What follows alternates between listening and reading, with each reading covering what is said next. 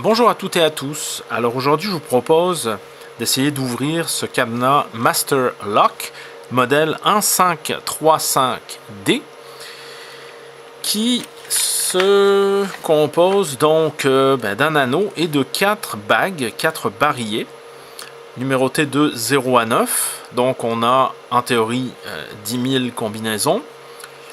Évidemment là-dessus il faut enlever les combinaisons classiques du genre tous les chiffres 1, 2, 3, 4, etc. Les combinaisons basiques que la majorité des gens n'utiliseront pas. Et donc pour régler ce cadenas, régler la combinaison privée, eh bien, on va utiliser une pièce de monnaie ou une clé.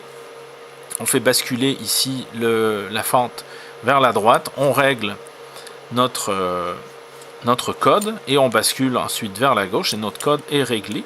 Je vous le montrerai d'ailleurs un peu plus loin dans cette vidéo.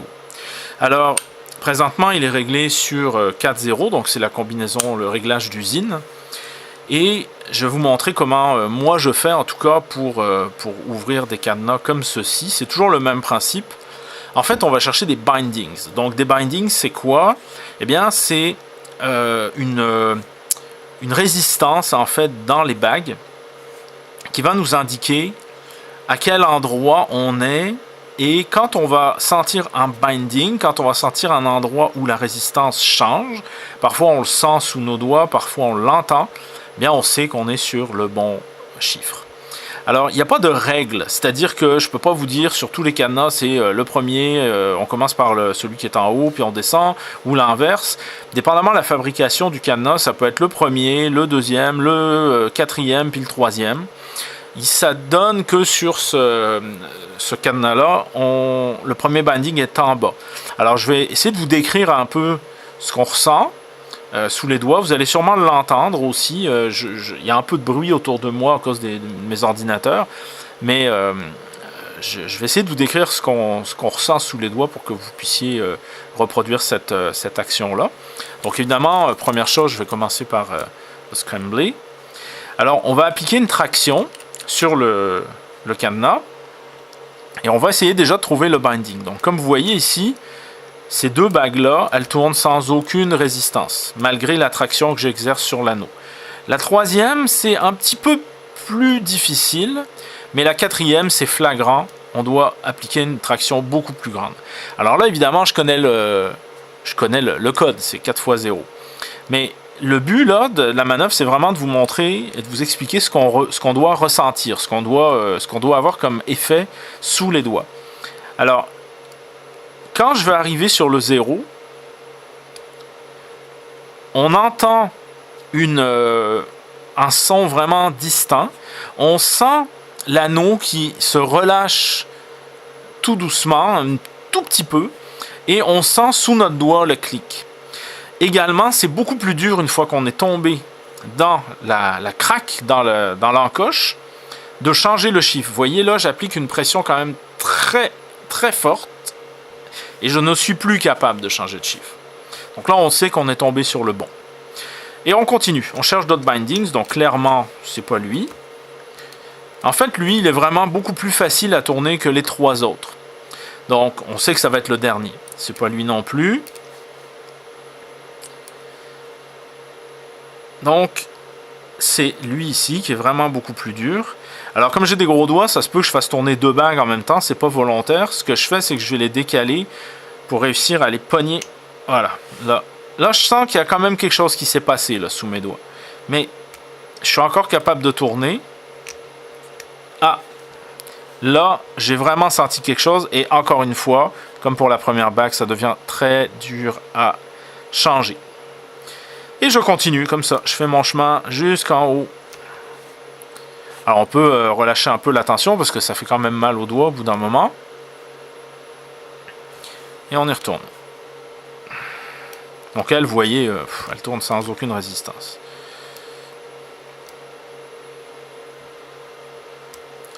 Voilà. Ouais. Même chose que pour les trois autres. Et enfin, vous avez compris que voilà. Donc je vais vous montrer maintenant comment on change le code. Pour changer le code, je vous l'ai expliqué au début, il faut faire tourner la fente qui est ici, mais pour ça, il faut que le cadenas soit fermé. Donc, on commence par le fermer. Je vais essayer de me trouver quelque chose qui me permette de... Non. Bon, ce que j'ai sous la main, c'est juste ça ici. Donc, voilà.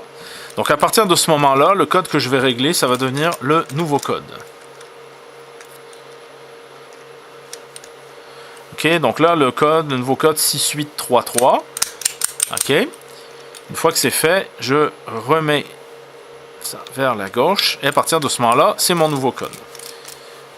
Donc, même chose, on y retourne. Ouais, je vais essayer dans... Voilà. Donc, cette fois-ci, tantôt, je tournais dans le sens horaire, disons, si on le regarde par en dessous. Maintenant, je vais tourner dans le sens anti-horaire. Donc, je sens un petit relâchement, en fait, de l'anneau. Et à partir de ce moment-là, encore une fois, je ne suis plus capable de le tourner. Alors, je vais le faire dans l'autre sens. Donc, ça n'a pas vraiment d'importance si je tourne les deux bagues.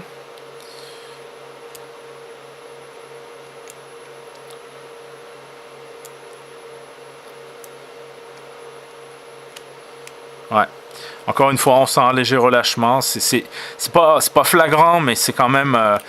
on le sent sous les doigts. Donc...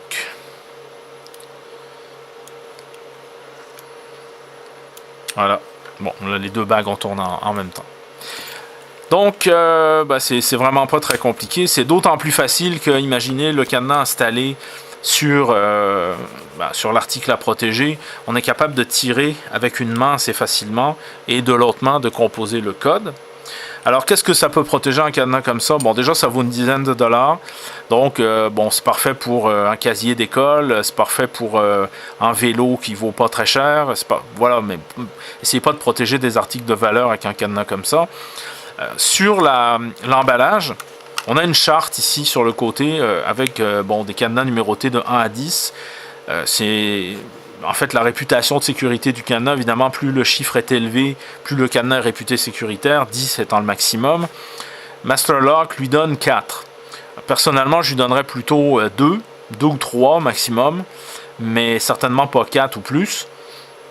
Vous l'avez vu, c'est très facile d'ouvrir ce type de cadenas. Alors là, il y a 4 barillet, mais il aurait pu en avoir 5 ou 6 ou 7, c'était la même chose. Vous comprenez que c'est pas le nombre de barillets qui fait la sécurité, c'est vraiment le fait qu'il n'y ait pas de système qui contre cet effet là de bindings qui fait que ça rend le cadenas vraiment très vulnérable. Donc encore une fois, merci de m'avoir écouté, j'espère que cette vidéo vous aura intéressé, qu'elle aura été pédagogique et didactique pour vous. Je vous souhaite de vous amuser à ouvrir des cadenas de ce type, c'est vraiment le fun pour apprendre. Et puis jusqu'à la prochaine fois, je vous dis portez-vous bien. Merci.